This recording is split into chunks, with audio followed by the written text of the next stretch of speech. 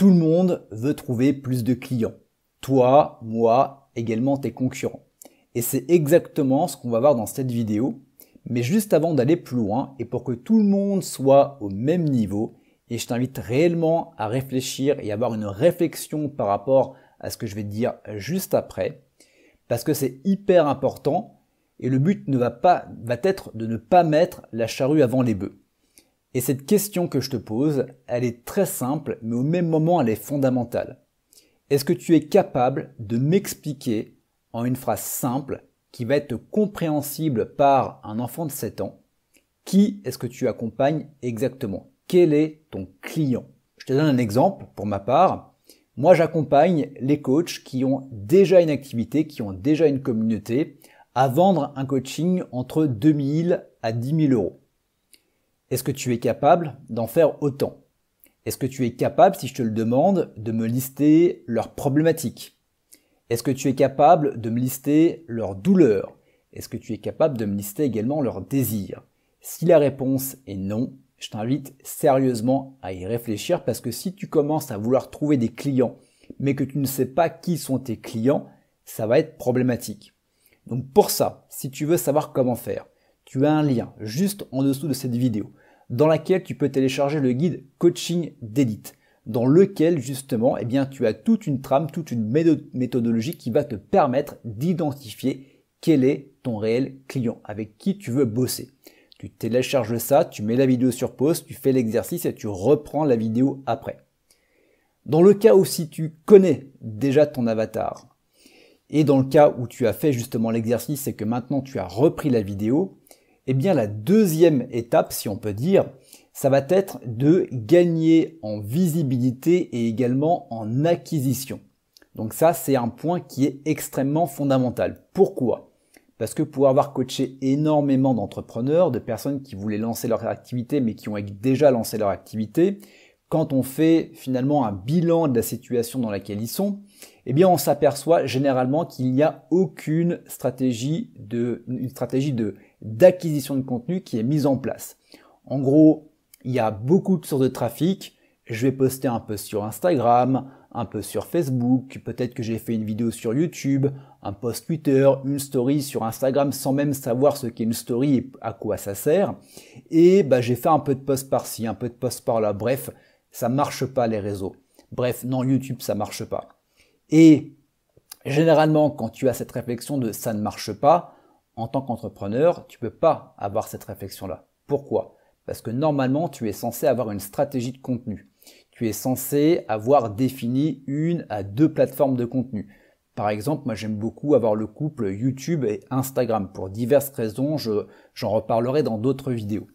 Mais c'est hyper important de définir un canal d'acquisition sur lequel tu vas mettre ton focus, ton énergie, peut-être même ton argent si tu veux faire de la publicité, et d'avoir une stratégie de contenu sur les 90 prochains jours. C'est hyper important. Et c'est pas je poste un post et je vois ce qui se passe. Non, tu as l'effet boule de neige. Tu as également l'effet ce qu'on appelle exponentiel. J'aurais peut-être dû te le marquer là au tableau, mais l'exponentialité c'est simple. Tu as cette courbe comme ça, ça va être comme ici. Et en gros, tu vas avoir un moment comme ça et boum, ça va monter. Tout le monde voit ici. Et en gros, si je fais un post et que je fais pas ça, c'est pas normal. Mais tout le monde oublie que pendant un certain temps, c'est flat. C'est-à-dire que tu vas travailler, tu vas pas avoir de résultats. Ça va commencer à prendre, et après, ça va s'envoler. Mais si tu n'as pas une stratégie, si tu ne fais pas d'essais-erreurs, si tu n'as pas de feedback, en fait, ça sert à rien d'essayer de chercher de trouver des clients. Tu es d'accord avec moi?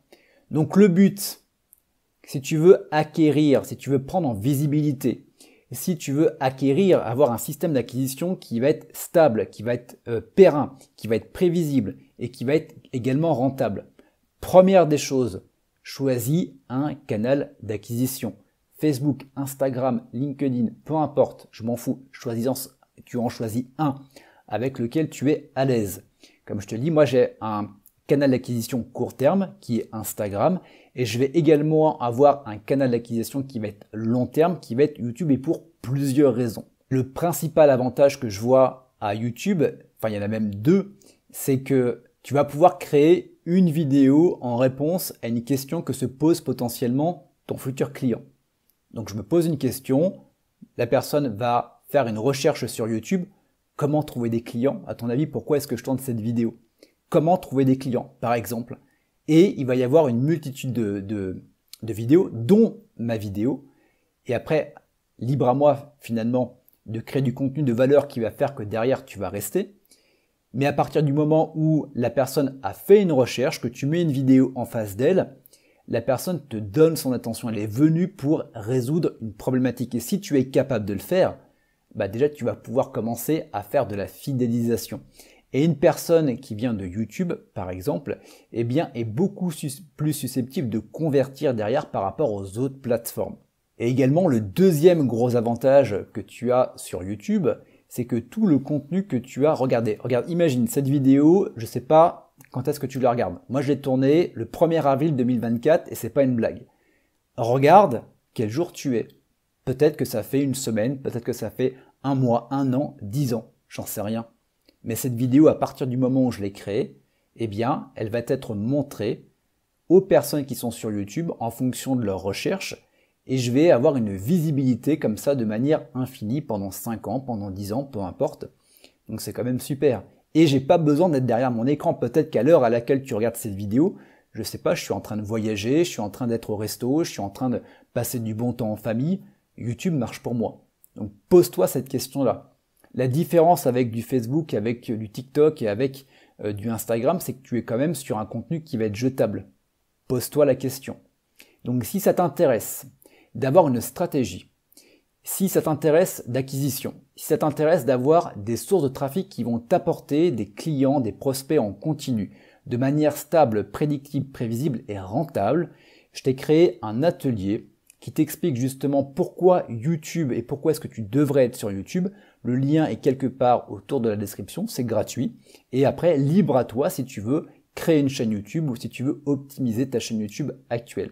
Et tu verras que sur le long terme, créer une chaîne YouTube, c'est l'un des canaux d'acquisition les plus puissants en organique, j'entends, et qui va te permettre finalement de trouver des clients.